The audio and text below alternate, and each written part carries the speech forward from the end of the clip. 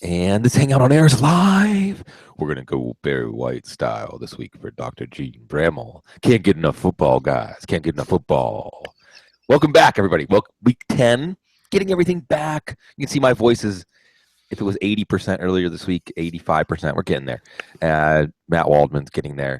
Gene Bramall's getting there. We've got week 10, 4 more weeks of the fantasy football regular season. Lots of things to boil down here. Thank you, everyone, for joining us, giving us part of your Sunday morning, special Sunday morning rituals. And, of course, we start out with injury information. Gene, we get, as usual, it's kind of nice. I feel like this has happened in the last, 2 or 3 years when Adam Schefter and Ian Rappaport, they know we're waiting when we wake up in the morning and we get our first dose.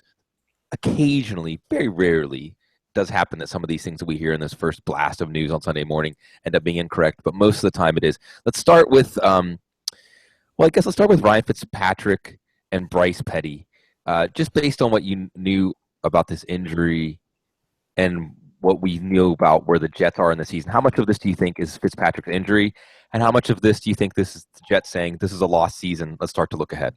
Yeah, don't you feel like this is, like a senior citizen's early morning buffet anymore? We went from getting information in inactives, and a couple years ago they tweet at 10 a.m. This is what's going to happen, and Glazer would have the scoopage 11:15 just before inactives. Right. Now these guys are scheduling tweets at 2 and 3 in the morning. Yep. I think we're going to start getting things the night before. It's really helpful to have these guys do this, and it's just as helpful who they don't tweet about, because that tells you guys that probably really aren't under question. So guys like Jarvis Landry and Lamar Miller and a few others, guys that are listed as questionable, some guys that aren't listed as questionable but have some concerns.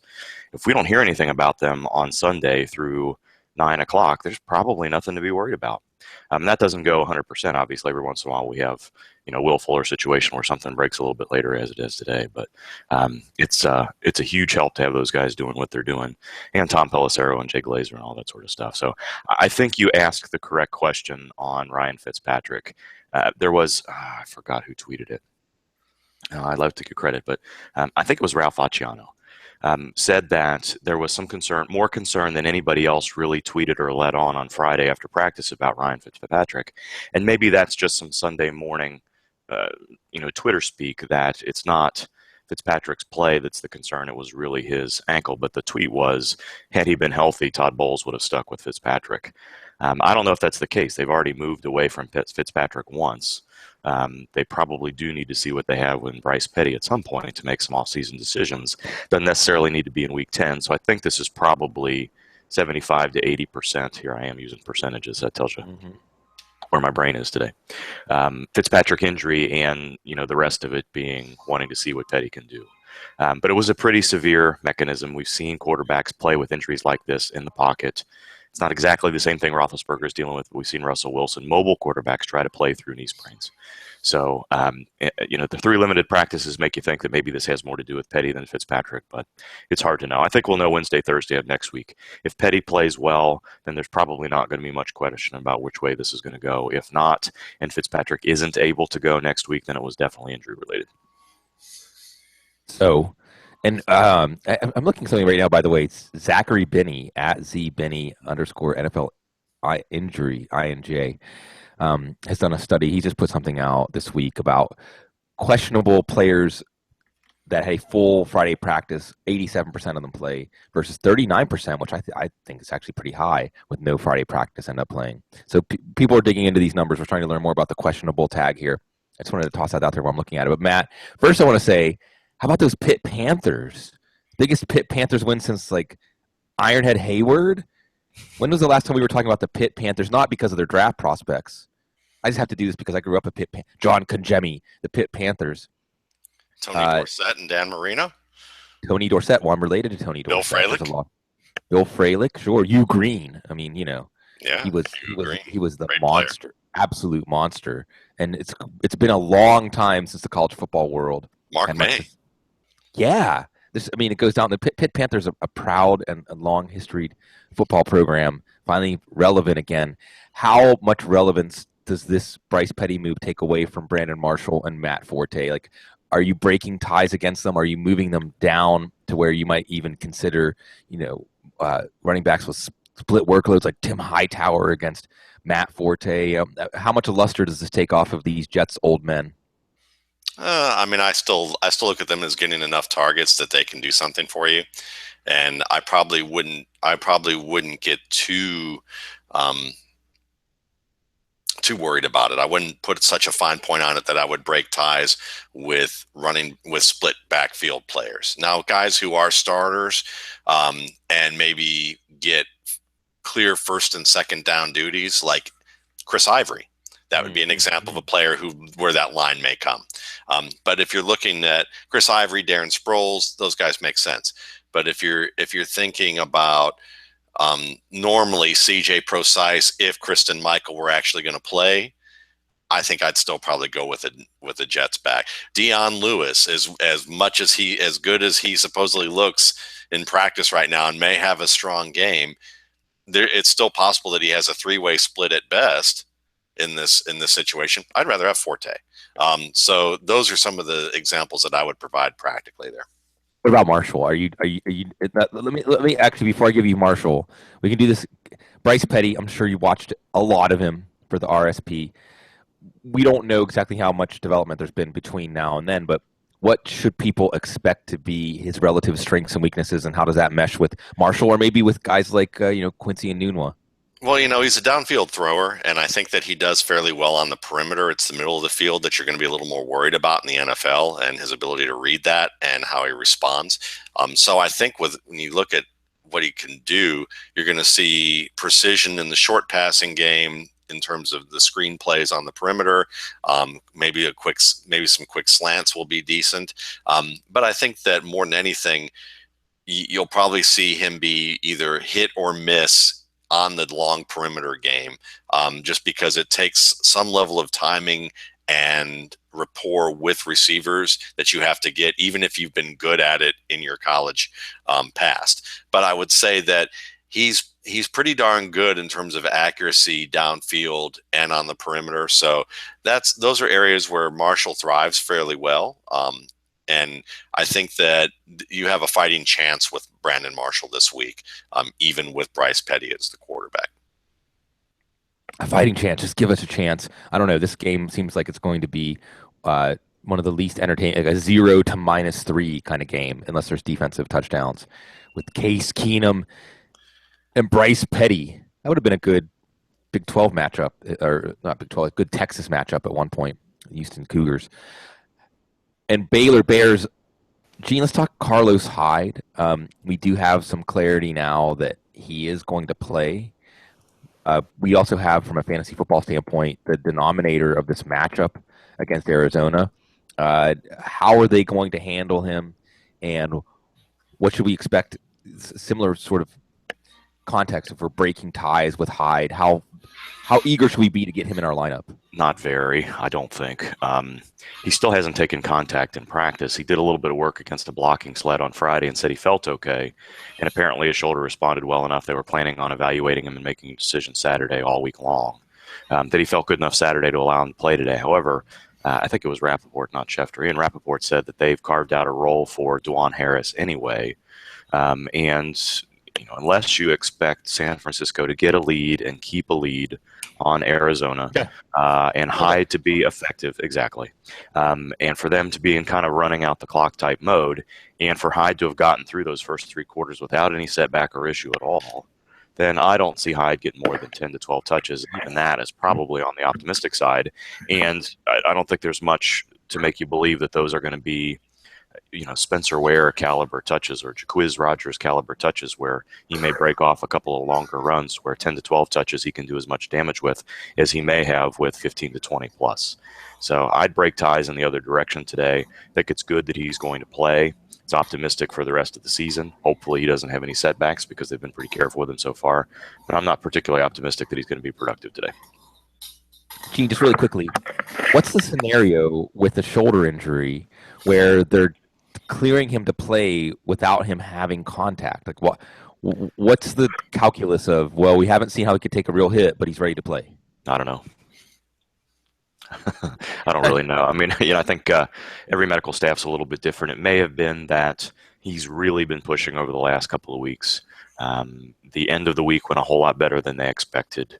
It is a little bit unusual for a player to not get back to something resembling a full practice, and maybe he did a little bit more on Friday than we heard, but all I saw reported was that he was working with a blocking sled, not that he was back to a full practice on Friday, and that's not what the injury report suggested either. He was still listed as limited. So, from an exam standpoint, you can do, all I have to work with is what's said in the media, what the players say, and what the injury looks like on film. They can do X-rays and other imaging studies to see exactly how that, the shoulder separation may look. They can put some, thanks, Pat. They can put, God, you get me every time. They can hands-on exam. They will push on that shoulder joint, and if it's not tender or they're not noticing anything, and he didn't have any swelling or any issues after working with some of the stuff on Friday, then maybe they clear him to play. But yeah, I think that's another reason that it's hard to be confident about him clearly being able to get through a full game, because they were cautious with him leading into the bye a couple of weeks ago, and there really hasn't been much since then that's been all that optimistic. So I think this is them recognizing that if they are going to do well against Arizona, they're probably going to need him, and they're hoping that they get 20 to 30 snaps out of him. Yeah, I was going to say what this seems to me to be is something where don't necessarily pull DeJuan Harris from your lineups if you're desperate at running back. You don't pull him for running backs that don't have a chance to get 15 or 20 touches, because if the game gets out of hand, it would make sense to put Hyde back on the bench. They are not going to put Hyde on the field for pass protection and to play out of the backfield. And as soon as there's a multi-score lead opened up, or it's very possible that they put Hyde out there after the first series and he comes back to the bench and they say, okay, it's good, we tested it, let's wait and see. Matt, on the other side of this Arizona-San Francisco game, J.J. Nelson, are we ready to, like Bruce Arians is, put him ahead of John Brown on our fantasy depth chart? And I think that we've seen now this year, I want to say Tyreek Hill and another undersized player, where we've talked about this a lot over the years, and how foolish it is that teams have these ranges, a quarterback under 6 feet, right? Or a hand size under 9 inches. And for wide receivers, I would say that J.J. Nelson, what was he when he was at the combine, right? Like 160, 165, 170? That would have been a death knell. He's only a bit player in the NFL. Maybe with his speed, with his electric ability to pull away, you can use him as a role player. He's most certainly not a role player now, unless the role is a starting role. Does that mean he has a starting role on our fantasy teams? How excited are we to put him in against the woeful 49ers? I mean, I think that it's worthwhile that if you need to take a gamble, that John Brown is now a gamble at this stage. And it doesn't mean I would still start John Brown over J.J. Nelson, because I just think that Carson Palmer and Brown have a good rapport, and the timing routes that are often there can really translate into high target, high catch games. Nelson, though, I mean, the thing that's always been good about Nelson is that he plays a fearless level of football, and he's always been that way, and he's had to be that way if he was going to thrive even in college football because of his size. I mean, he's at the extreme end of that size spectrum, where I think it is reasonable for NFL teams to go, I don't know really if he's even worth picking, but we could certainly bring him into a camp if he's still available, even despite that great speed. But he's proven to be a pretty rugged player for his size, and he's someone that obviously has the skill after the catch and the ability to stretch the field as a route runner. So I think that he gives you a fighting chance again this week as a downfield threat against a 49ers defense that is as suspect can be. But I think that if I were going to choose a player, it's the one that has the more well-rounded game. And I think that John Brown is still that guy. But you have to like what you're seeing here. I think it's more of I thought this starting opportunity was more of an indictment of what Michael Floyd hasn't been doing as opposed to John Brown. Even though the size factor may seem like that it would be Brown versus Nelson, I'm wondering if it's really Nelson versus Floyd. What happened to Michael Floyd, Matt?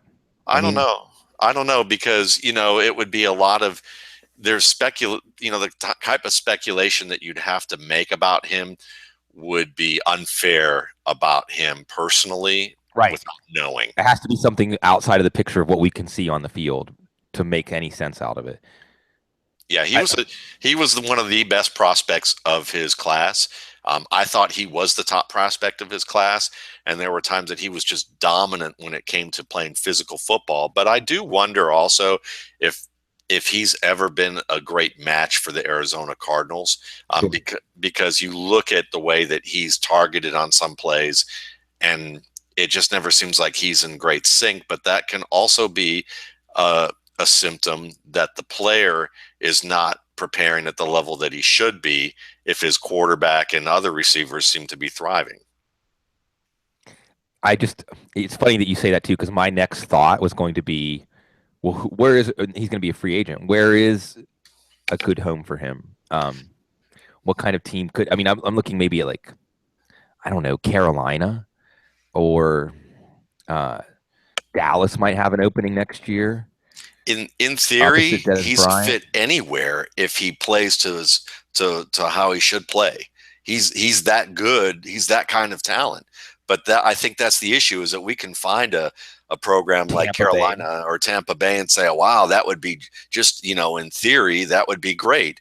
But, in theory and practice are two different things. And it'd be even more frustrating to watch him be used in a way that everyone's looking for him to do, and then he doesn't make the plays. And then next thing you know, people are talking about how his career's over. So I think that this is going to be one of those situations where we're going to hear a lot of these great confidence building stories probably when he goes somewhere else about how good he looks in practice and how hard he's working and how he's determined to prove the Arizona Cardinals organization wrong, or whatever those narratives are.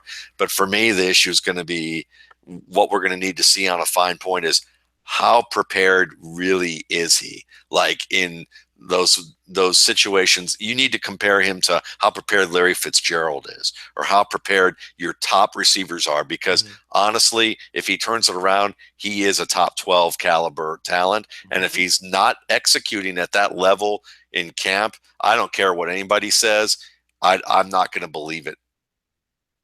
Yeah, well, that's the thing, is we've seen this year the range of outcomes for him, or in the last calendar year. Gene, let's go back to these running backs, Doug Martin, where I suppose Carlos Hyde could be probably only a range of outcomes that goes down. Like we talked about, he goes out, tests the shoulder, it's not good, the game gets away. Is there an upper range for Doug Martin? Is there a chance that they could use more of Doug Martin once they see him, or is Martin more like Hyde, where we can say with certainty they're going to cap him at, say, 12 or 15 touches, and if you're hoping for more, you're not going to get what you want? I think they'd like to cap him at 12 to 15 touches. Martin really only did individual work through the end of the week too, but he was able to do more consecutive stuff than he did 4 weeks ago when he aggravated the hamstring strain. It's been 8 weeks since he's really done anything close to game speed and game stress. But you can see a scenario where if he's feeling good, I think a lot of these guys are going to be managed series to series today. I think they've probably game planned not to give him that much work, which is to say they've game planned to give the backups for, maybe Alfred Blue or CJ Procise or DeJuan Harris. Those guys have been game planned in through the week. However, those other guys, Kristen Michael and Lamar Miller and Doug Martin, are the team's primary running backs. So if they start out and they are effective and they look healthy through the first couple of series, then yes, you could see them maybe going from 8 to 12 touches to 10 to 15 or more if the game script is really favorable and their health looks better than expected. But I don't think you should go into day planning for that. I think, as you said, you're right on it today with, there's more upside to be seen in some of these guys than others. Wouldn't expect it necessarily, but the range of outcomes for guys like Miller and Michael are a little bit higher, and Martin, than you might be seeing in their kind of questionable status today. Matt, got to ask you, since you put him on our radar, what have you thought of Peyton Barber so far this year? Obviously, he's gotten more opportunity than we expected. What do you think of what he's done with the opportunity, and opportunity that will continue today? I think he's been reasonably good, and I think that you have to, when you say reasonably good, it's not what's going on in the box score, because if you look at the box score, you'd say he's been ineffective. But I think that when you look at his play overall, he's finding the right creases. He's often making the first man miss, or he's breaking the first tackle, or he's finishing strong in a way where that dictates to me that if the creases are a little bit better, if they're able to run in situations when they were able to um, when they're able to execute, he gets the yards that they need and a little bit more. And he's also still capable of breaking a longer run, as we saw against San Francisco, even though, we can talk about how historically bad their defense is against the run. But what I like is that he seems to be doing reasonably well as a pass protector in terms of his technique. He's been a good receiver out of the backfield. So what I see is a player who, despite the fact that he's still processing the game, probably a little slower, because of the fact that he is a rookie and he's still having to think about things and he's being thrust into a situation. I think he's performing well. He hasn't made major mistakes. He hasn't missed situations that you would expect a running back to find when they're available. So what that tells me is that he can hang in the NFL. The next step is to see it, for me, is how much more he improves from this year to next year as a dynasty prospect. If he takes that number 2 job, or really threatens Charles Sims or whoever's going to be the number 2 back for playing time, that should tell you a lot about his preparation and him getting maybe quicker for the game, because getting quicker is both a mental and physical thing, and you can usually increase both from year 1 to year 2 as a running back. Ray Rice did it. It was a good example of a player who was that way, and I think Barber is in that range where you can say he's definitely not a bust. He's definitely not a guy that you would just say, oh, whatever, throw him back into the pool. He's a guy that if you're on a larger dynasty roster, you want to hold on to. The refrain I kept hearing, and Matt, you may have been one of the chorus, is if he had come out next year, of course, the story that he came out because his mom was homeless, he would have been a 3rd or 4th round pick. He was that kind of talent. And of course, we're seeing running backs in that range, Jordan Howard, Jay Ajayi, getting an opportunity to take control of the backfield. Now, that's not necessarily what Barber can get this year or next year with Martin and Sims there. He continues to develop like you've detailed. And one of the things I want to point out is that early indicator that Peyton Barber was getting positive buzz. Matt, I remember sending it to you from like the first week of rookie minicamp that there was Dirk Cutter saying, wow, this guy is showing us more than we thought. Not just his speed and burst, but his quickness, his receiving out of the backfield. There's a lot more here to work with than we thought. Gene, how much is there to work with James Starks this week? And I know that trying to divine the Green Bay approach to their backfield has, we're off the coordinate plane now, but if you're looking at Ty Montgomery this week, how much should James Starks give you pause when you set your lineup? Yeah, I think I should have included Starks in that scenario as well. It sounds like there's a little bit more concern about Starks being available today than there was on Wednesday night and the Thursday after practice. Really sounded like early on Thursday afternoon, Starks was taking part in a full practice. He was in pads. They listed him limited. And then Thursday through Friday, Mike McCarthy said on Friday that, well, he's more likely to play than Jared Cook, which is really not saying much because they were going to list Cook doubtful and he's not likely to play. But Starks belongs in that same discussion with Martin and Miller and other guys, which is the Packers really didn't seem like they wanted to use Montgomery much out of the backfield anyway. So, or Don Jackson. So if Starks is healthy, they're going to use him in that way. And there's an easy chance where if he looks healthy at all and they clear him to play, 15 touches is well within his range, if not more, if he's looking okay. So I'm not really sure what to make about McCarthy's Friday comments and maybe a little bit more close to questionable than we expected. I think he's going to play, and I think if he does play, barring some sort of early setback, I think they're going to use him, as they would plan to normally use him without Lacey there. So I feel a little bit better about Starks, assuming he's active, than I do some of these other players. But again, it's just a wide range of expectations on some of these running backs today. So with that in mind, Matt, a few weeks ago, we were really excited. Like the reins had been taken off of Aaron Rodgers as a fast break point guard kind of quarterback, and Devontae Adams and Randall Cobb and Ty Montgomery were all these wonderful PPR plays for us. And now we saw last week more, well, you have the shelter of Jordy Nelson, and good luck if you're going to play any other parts of the Green Bay offense. Is that where we stand as they go into Tennessee? Do you like this matchup at Tennessee? We saw Phillip Rivers and Melvin Gordon really have their way with Tennessee for a good part of the game last week. Are we going to see that Aaron Rodgers, or are we going to see the Aaron Rodgers we saw for 3 quarters against the Colts last week? I think that Tennessee is pretty weak when it comes to the middle of the field. They can certainly pass rush you. They have some pretty good run stoppers, obviously, with Jarrell Casey, and he can rush the passer as well. But those linebackers in the middle of the field, they continue to be part of the problem there. I said linebackers in the middle of the field, and things start getting dropped. Things start falling down, because that's what happens with a lot of these teams, it seems like, lately in the passing game. And I would say that, they got lit up by the Colts in the middle of the field a couple weeks ago. I think you saw what they were able to do against Atlanta. Green Bay was able to do against Atlanta in the middle of the field. I would feel pretty positive about players who run routes in that range. And we know that Nelson is available everywhere pretty much in terms of at Rodgers' disposal as a route runner. But I think also crossing routes that you're going to see from Devontae Adams and then plays from guys like Cobb and Montgomery should work out fairly well. So to me, those 4 players are definitely startable this week. And I would even add Rodgers to the mix. Richard Rodgers as a nice surprise, probably in the red area. If you need a streamer tight end, that would be the guy. So does that make you then more inclined to go with Mariota as a streaming quarterback, with Rashard Matthews as your flex or your third wide receiver, seeing this as a game that it gets opened up? Yeah, absolutely. And I just like what I see from the Tennessee Titans offense overall, because this is a team that's just good enough with its run game that it opens up the passing game by just the merit of what they can do to gain yards and then throw downfield, and they have some really nice packages to do that.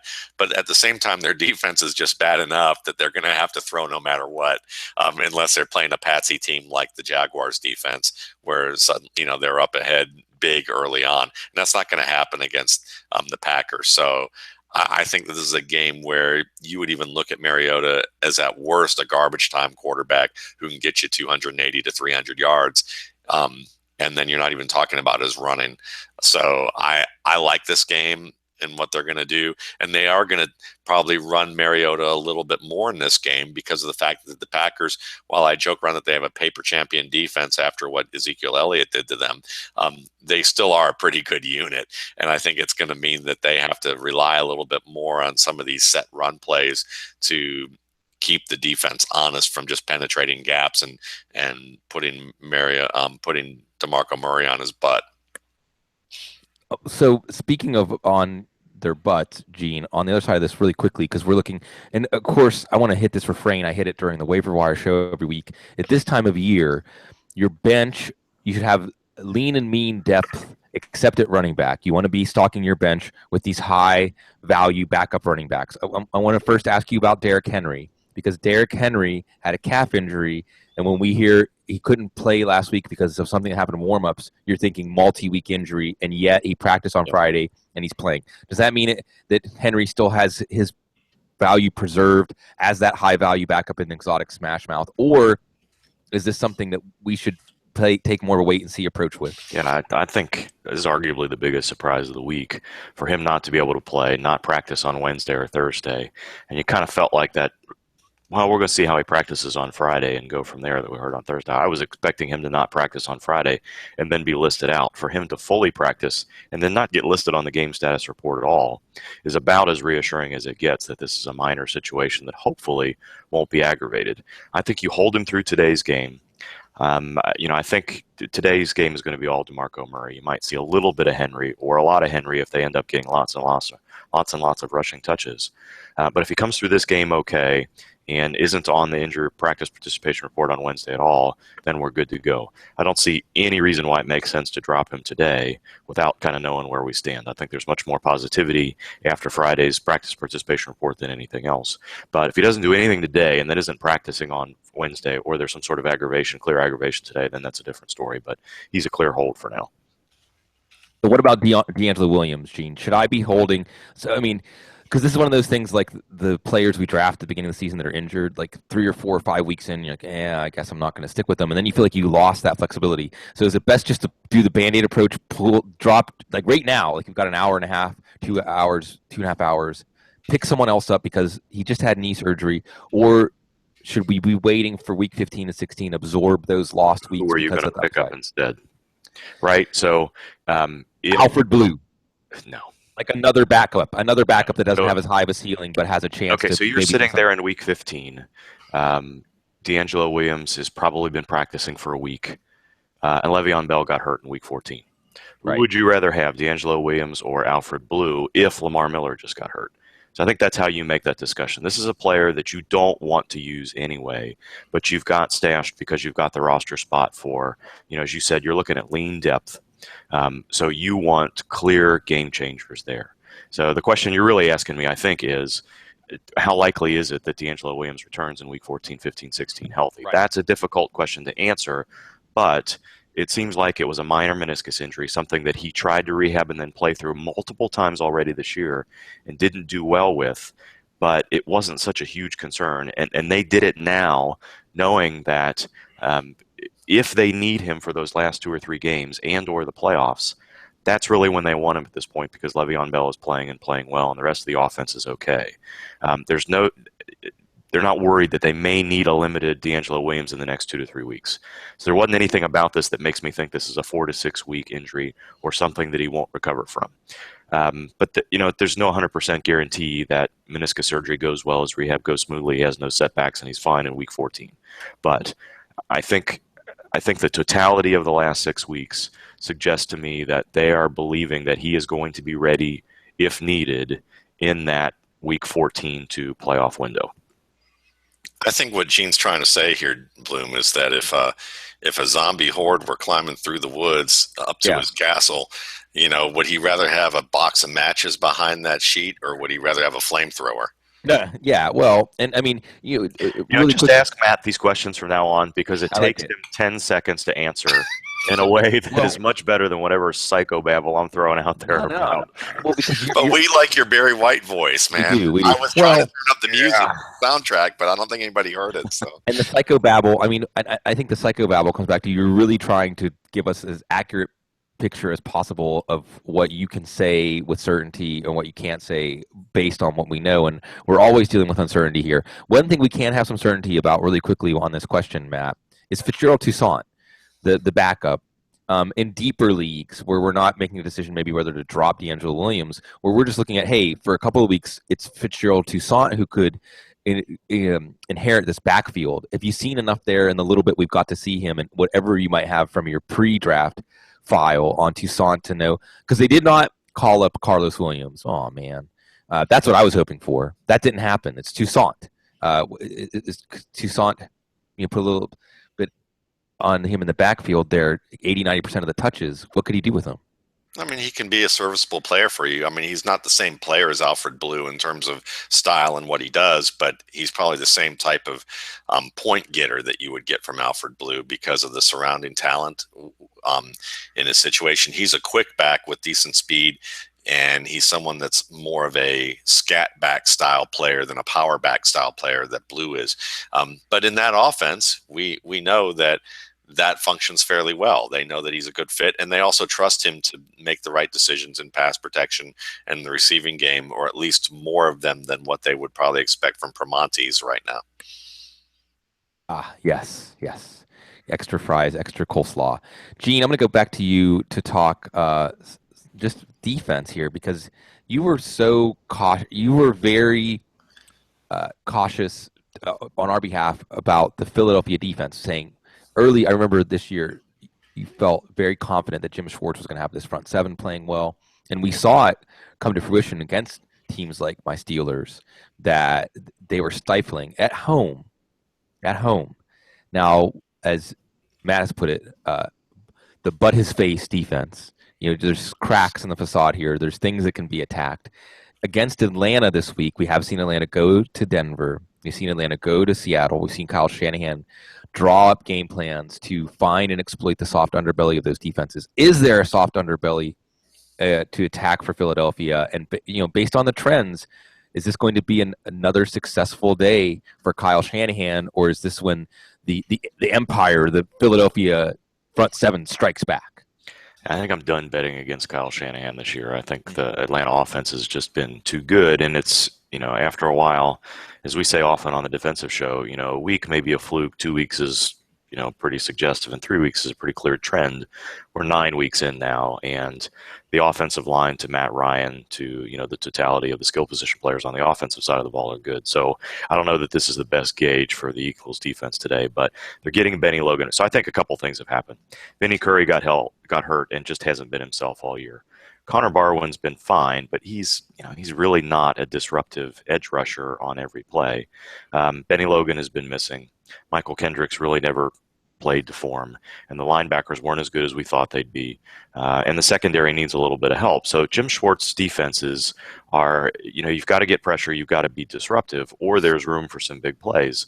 And if your linebackers aren't pursuing to the sidelines, if your edge guys in that wide nine are not getting pressure, then there's going to be some issues for the cover two side of things on the back end. And I think that's kind of what we're seeing when the Eagles have 4, 5, 6 sacks and they're playing from ahead. That defense is executing well. And if not, then you can put them in some difficult situations. And I think personnel-wise, hopefully Benny Logan being back healthy is important. Maybe Vinny Curry is turning the corner this season, and the sum ends up better than the parts as we go forward. But I would not be betting against that necessarily, or betting for that to happen necessarily, even at home against the Falcons. So, Matt, again, and I may have touched on this Thursday night, we know Julio, we know Devontae Freeman, no Tevin Coleman this week. If there is going to be a third, 1 week it's been Taylor Gabriel, 1 week it's been Mohamed Sanu. We've seen Austin Hooper, who's going to start again this week. If you were going to put a chip on a third Falcon based on this matchup with the Eagles, based on getting in the mind of Kyle Shanahan, seeing the way that each week he's rolled out something specifically tailored to attack that defense. You have a hunch for the third in the trio this week? I would bet on Taylor Gabriel, and I think it's because not only what he's done in recent weeks, but it's because that I think these Eagles cornerbacks aren't very good. I think they overreact to certain moves into a quick receiver who's capable of running a smooth breaking route. And I think that Gabriel is the second best route runner of the receivers on this receiving core.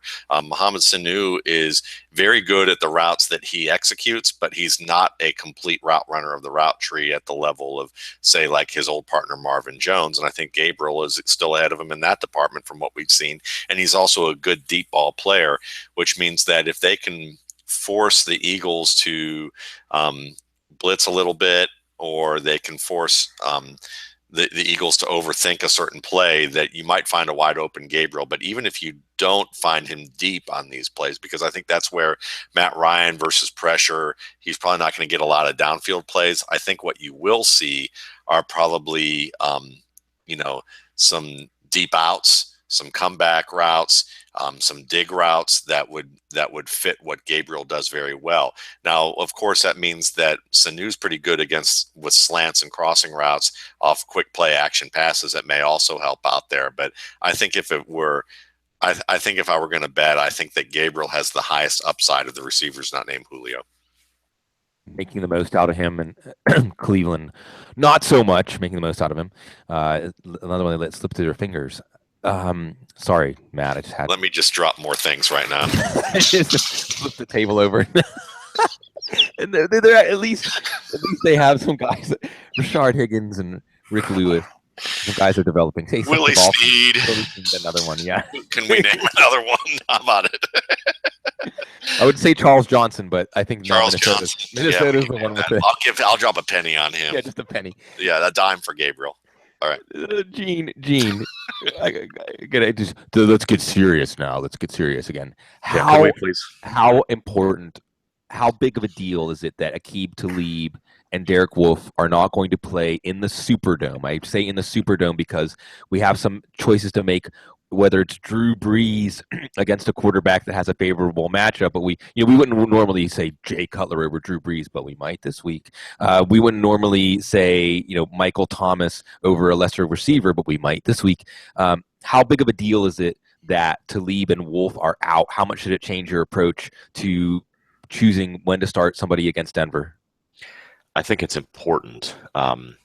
But Sylvester Williams has been playing better. They've got DeMarcus Ware back and playing well. So I think that the key there for me is how well Mark Ingram helps to balance the offense against the Denver defense. And the other key is if Drew Brees is successful at all, can Trevor Siemian and the Denver offense keep up with what the Saints are doing? Knowing that the Saints defense isn't great, but Denver hasn't exactly moved the ball well against poor defenses either. So, I think Denver would really prefer this to be a lower scoring game. And Brees has multiple options in the passing game to exploit the loss of Talib, even with that pass rush there.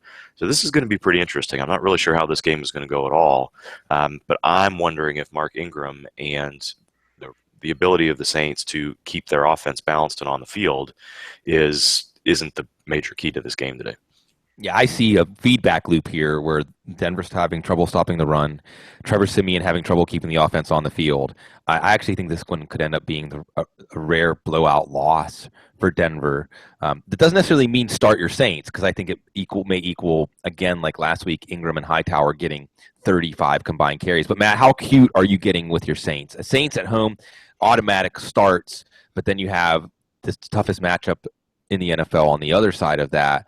If you had some tough calls to make this week with your Saints, and how have you made them?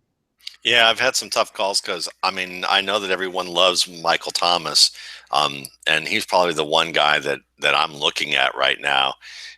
And I think the thing is that you look at the strength of that secondary and you wonder really how much upside he really has. But I think it was, if I'm right, it was Ryan Hester who I think either brought this up, or Ari Engel. Either way, you need to check out both of their work. Ari Engel's work, the docket that comes out on Thursdays or Fridays, as well as Ryan Hester's trend spotting. And I think both of them, or one of them, mentioned that against the blitz, the Denver blitzes enough that Denver's like second, I think, among defenses in terms of blitz rate, and that Michael Thomas is one of the top receivers against the blitz. So to me, I don't look so much at the ranking as far as the function. And also I know that those linebackers can be beat, and if they can match them up against a linebacker in a situation of the field, that's helpful. I'm a little wary about Willie Snead and how he's going to be used, because again, it's about the magic of, he to me, he's a slow developing route runner. That doesn't mean that he's a bad player. It just means that there's more manufactured for him off these pick plays and rub routes and slower developing plays, where he's very good at them, but against a defense that can rush the passer, I'm not as enthused about it. Though if Brees makes the first man miss and can hit that throw in stride, it could mean big plays for Snead. So to me, he's a boom bust wide receiver 3. And then you have Brandon Cooks, who honestly, this is a bold move, but I might rather start the 2 receivers I just mentioned over Cooks, because I just think Cooks to me is a boom bust wide receiver 1, in the sense of, if you throw it to him short and he makes 2 players miss, he can be gone, or he runs a straight line route and makes a nice play. But he's, as we've seen over and over and over again, he's not Steve Smith. And when they try and throw him Steve Smith-like passes, he generally drops them and can't make the play. So he's a good receiver. He's just not a great one. And against this defense, I don't like the matchup as much. So I would say Fleener, Thomas, and then maybe an upside look at Willie Snead are those guys that I'm kind of considering. And to me, Thomas is a wide receiver 2. And the other 2, you're looking at a boom bust wide receiver 3 and a boom bust tight end 1. And I think that you do still diminish your upside expectations for Breeze, not bench Breeze at all costs, but he's not a top 6 or top 8 quarterback this week, at least not on my board. And I hesitate to do this because I do think when they're going run heavy, you're going to see more Josh Hill than Kobe Fleener again. But Kobe Fleener, if you're throwing a dart at tight end and you can't get, say, Zach Miller or Cameron Brate on the other side of that one, Kobe Fleener just would take one play. So we'll see. This is a really intriguing matchup. By the way, just as we talk fantasy football so much, this Denver-New Orleans game, I think, is going to be one of those games that sends one team in one direction, the other team in the other direction. I think that this could be a game, a real momentum game in both ways for both of these teams who are heading in opposite directions coming into this one. So just a really fascinating game from that standpoint.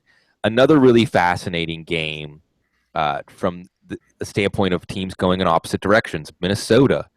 We never would have thought at this point that Minnesota would have a season in crisis, really. And Washington, coming out of the bye, something's working, something's not working, but most of all, mostly going in a positive direction here. Gene, I guess I'll toss it to you this way. Based on what we've seen from Minnesota, of course, deep at every level of the defense, even last week against Detroit, basically they gave up 2 drives and otherwise were stifling.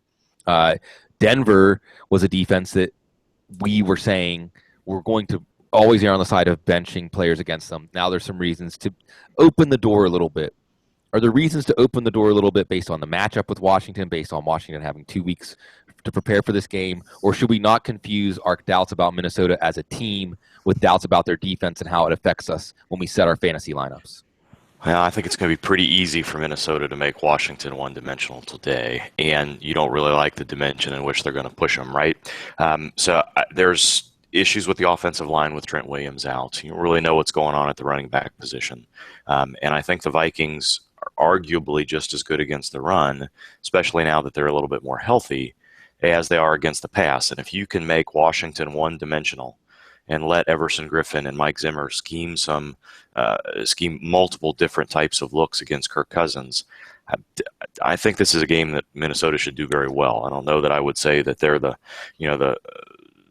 most likely defense to succeed this weekend, but I think this matchup and you can argue that the Cardinals are in a pretty good spot too. Oh yeah, of course. But I think I like the Vikings' chances on defense this week, and we've seen Kirk Cousins. I don't know that you guys are watching the offensive side, and play by play a lot more carefully than I am.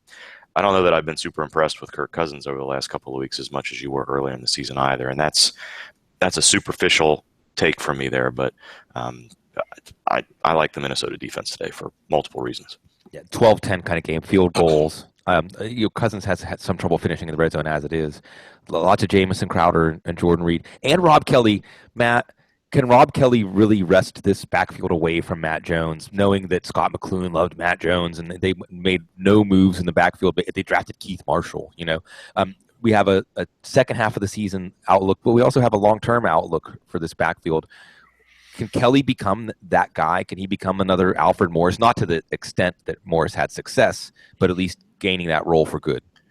I think he's a guy that is a career backup who gives you that. He's a Chester Taylor type to me, but that's, again, a player that if you need him in a pinch, he can deliver for you as a fantasy starter and NFL starter.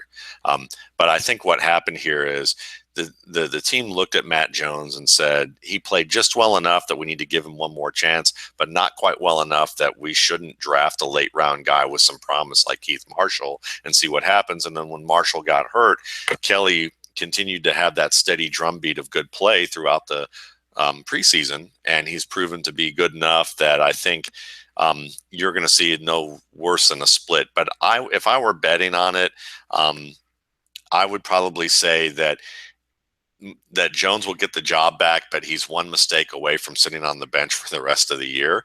One major mistake away from that happening and being more of the compliment to Rob Kelly. And I honestly think that if they're not impressed with what Jones does at the end of the year here, that they'll be drafting a running back in a rich class. And it could be one of those situations where Kelly's job is more secure than Jones, even if neither of them are starting next year. Since you brought it up, and obviously on the Audible in the offseason, we're going to be talking about this a lot. I'm 3-7 or 3-6, and my fantasy team is fading. You just said there's going to be a deep class. We have a lot more opportunities here in the rest of November and bowl season. Give folks out there a name or two or three that you can start studying up to see maybe the next Washington feature back.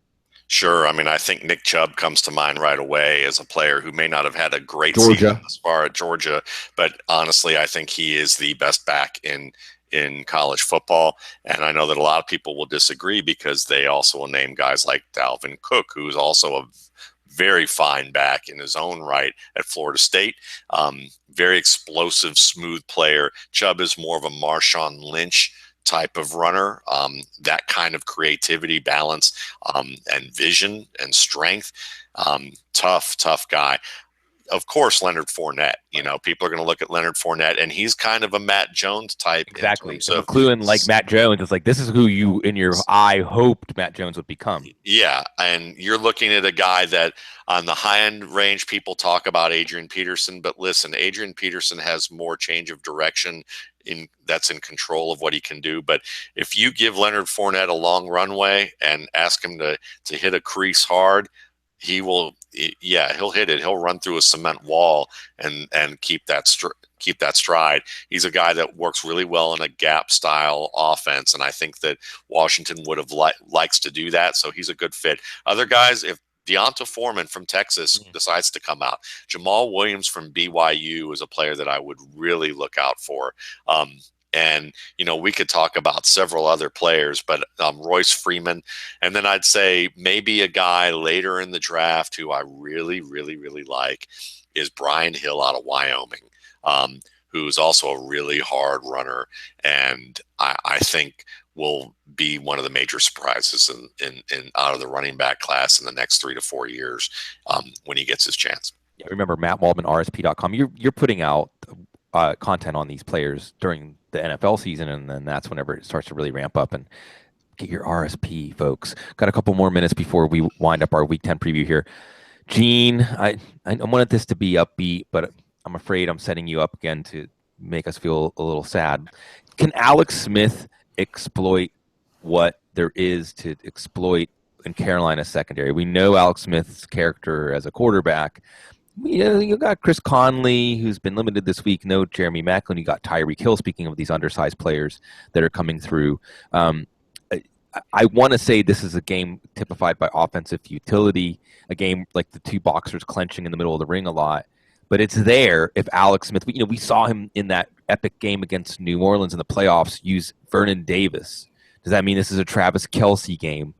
Can Alex Smith show us the mistake that Carolina made by letting Josh Norman go and leaving a big vulnerability in the back of their defense? I think that's going to be strength against strength. The strength of the Carolina defense right now is linebackers, both in coverage and against the run. So, Spencer Ware and Travis Kelce are the Kansas City offense, but, you're going head-to-head with Kuechly and Davis and Shaq Thompson and some decent slot corner play from Carolina. So, when it's strength against strength like that, it's really difficult to guess which way to go there. Where's the game, Carolina? So I don't know. I think you look at another low-scoring game there. I don't have any. No. To answer the first question, I don't have any confidence that Alex Smith will clearly move the ball against Carolina's defense. It's going to depend on whether or not Ware and Kelce can win those one-on-one battles. Yeah, other quarterbacks can do it. Maybe not so much Alex Smith, and we'll see. Cam Newton also not exactly playing his best game. Matt, I'll go Spanish for this one. J.J. Melvin Gordon. ¿Quién es más macho? Goal!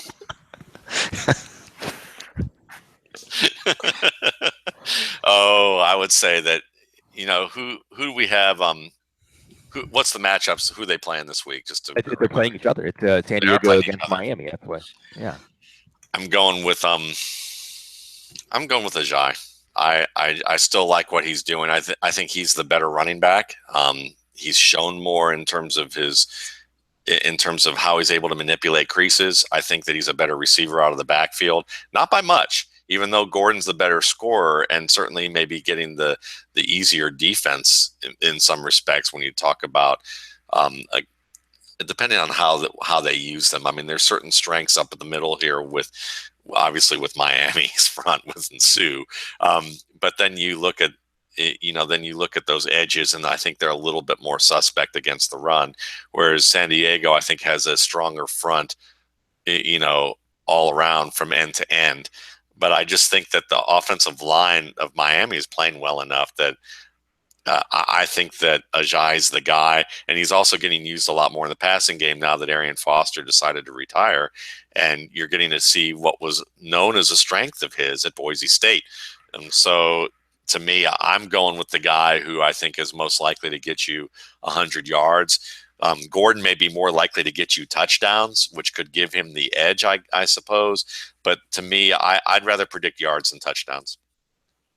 Yeah, and it's going to be the way I describe it on the Power Grid, our wonderful DFS show, was I just picture each head coach picking up the running back by the ankles and just swinging it at the other team's defense, pounding away, boom, boom.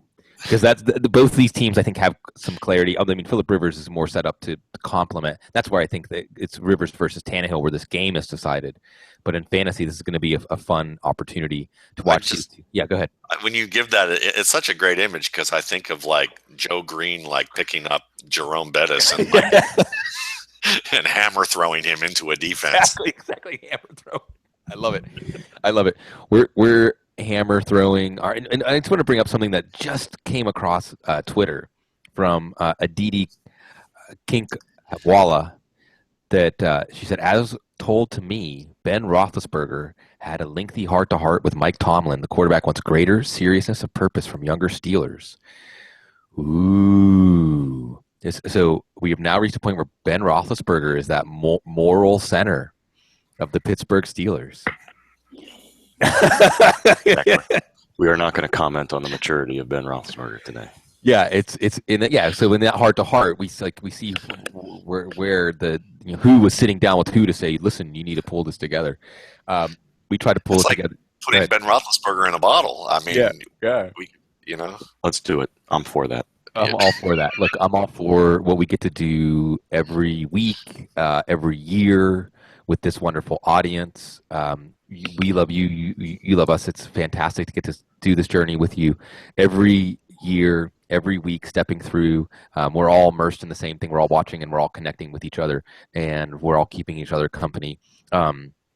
And also, I've got to say, as we're about to sign off for this week, good luck, everybody, in Week 10. Of course, right up until game time, at Matt Waldman, at Gene Bramwell, at Simon Bloom will be tweeting some things out. I'll be going over to the Shark Pool to answer those questions and updating projections, updating the newswire. So we're doing our Sunday thing, and we'll see what happens. Seattle, New England to top it off tonight. News this morning that Leon Russell passed away down here in Austin. That's big. And Leonard, all the best Isaiah Pede. Yeah. Talk about another story that has had some ups and downs in his single car accident. And then, of course, earlier this week, we woke to news that we lost Leonard Cohen. And I can't help but think, not quite the Barry White voice, Gene, but the Close. Leonard Cohen voice. Yeah, Close. Right. Everybody knows that the dice are loaded. The best part of True Detective 2 was Leonard Cohen. Oh, yeah. Absolutely. There was a good part. Now I can go watch it. Yeah, the lead-in, his role in the theme and the credits was the best part. So they helped us. We hope we help you. Everyone knows the war's over. Everybody knows that the good guys lost. Well, we'll try to make it so the good guys win in your fantasy matchups every week. Everybody will be talking at you as always. Stay classy.